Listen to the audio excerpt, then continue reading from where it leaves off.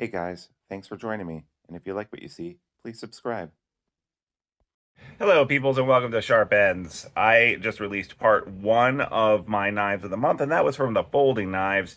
And I have been carrying so many knives this month and you know that I usually carry a mixture of folders and fixed. And I usually do knives of the month, and I just kind of pick the best of both. This time, I really couldn't do that because I've been carrying so many knives. The start of the summer, start of fun, starting camping, starting of fishing, boating, all that fun stuff. So this is part two, and it's exclusively based on the fixed blade knives that I have been carrying around.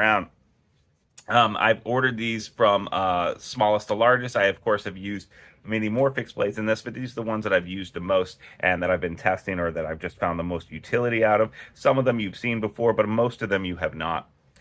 First off, the smallest one. I'm just going to go in order of size. Why not?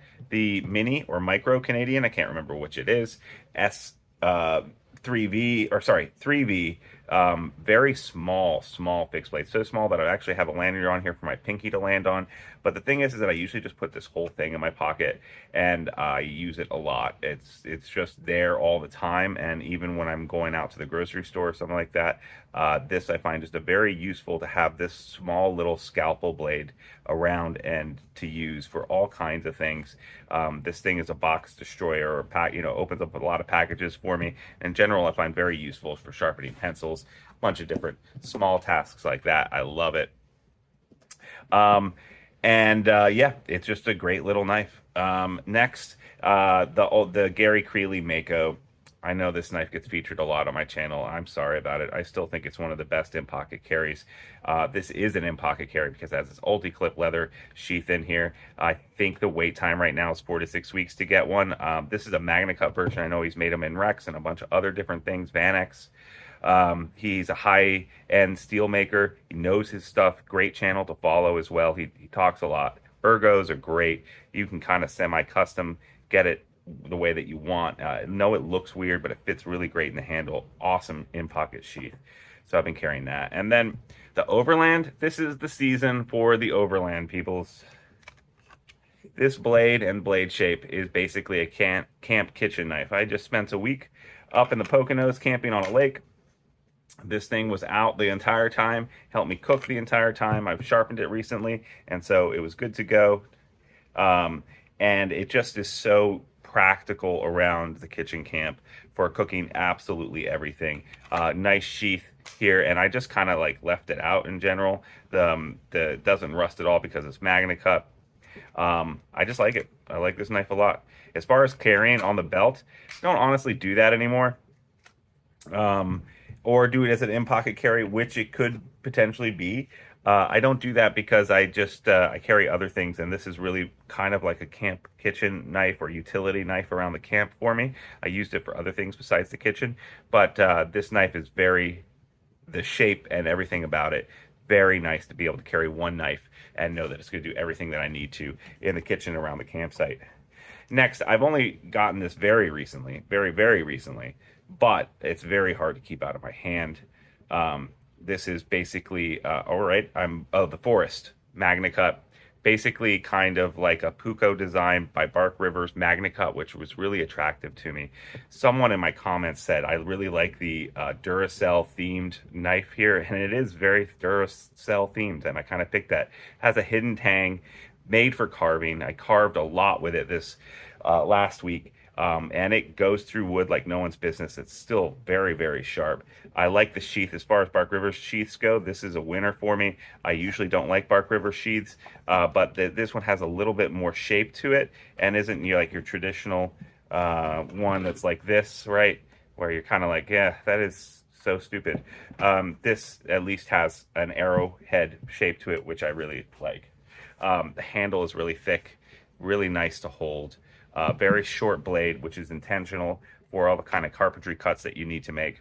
Thin behind the edge. And this is, some people were arguing with me that this isn't necessarily a Scandi grind. It does have it's like a convex Scandi grind, right? Someone else was saying, well, maybe it's actually more like a high saber grind with a lower convex. I don't know. Feels like a Scandi to me, feels like a Puko to me, even though it's kind of a amalgamation of a bunch of different things. I don't think there is a blade that's been sharpened like this, really. So it's just very cool to play with. Next, but certainly not least, this Kitsumi 154 cm. I thought it wasn't going to be a practical knife. Very thick behind the edge. Feels very heavy. It looks small, feels heavy. It's a joy to hold, and it's a joy to take out, and it's a joy to use repeatedly, often. This thing I like. I like it a lot. It's a lot of fun. It's a little bit of a Tonto shape to it. I like it. So 2 Bark River knives, which isn't usual for me and my knives in the month. I'm usually much more of an LT Wright guy or specialty knife companies. Three Bark Rivers, but I've been banging on the Bark Rivers lately. So there you go. The Terravina. I'm blanking on the name. Tervana Jarapuco 140. So the long guy. $50 without the sheath. The sheath itself is, by the way, really cool. It has like plastic insert here. It snaps in, and then this button makes it absolutely irremovable. But even without that, it's not going to come out or fall out. So a very nice sheath. The sheath was in another $40 or something like that. But a $50 knife. It's got this carbonization done on the high side. This is obviously a Scandi grind. This knife I used extensively for processing wood this last week. It's thicker than the Mora. It cuts wood very well, and because it's a little bit extra long, being able to baton with it a ton, it worked very well for that. I had it outside a lot. I left it outside a couple of nights too, and the carbonization seemed to work really well, keeping rust off, although I am seeing a couple of spots of patinaing and stuff like that, which you would expect from a knife like this of rough use.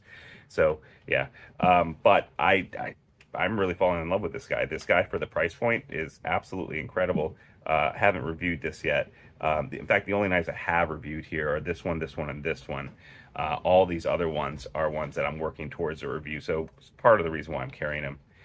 Extra large Canadian Northern LT Wright.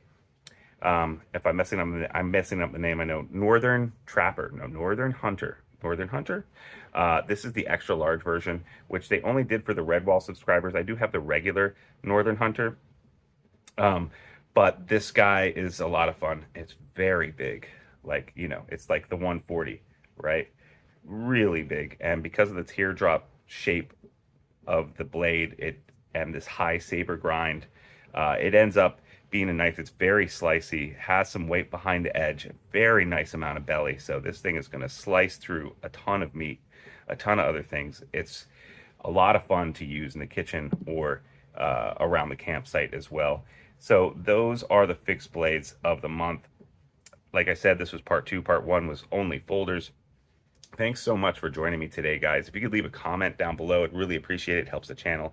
Like and subscribe. And as always, for $3 a month, if you follow the link down below, you could be entered to win a knife of the month. And of course, thanks to all my Patreon subscribers who make the magic happen. Thanks so much, guys, and I will see you next time on Sharp Ends. Bye-bye now.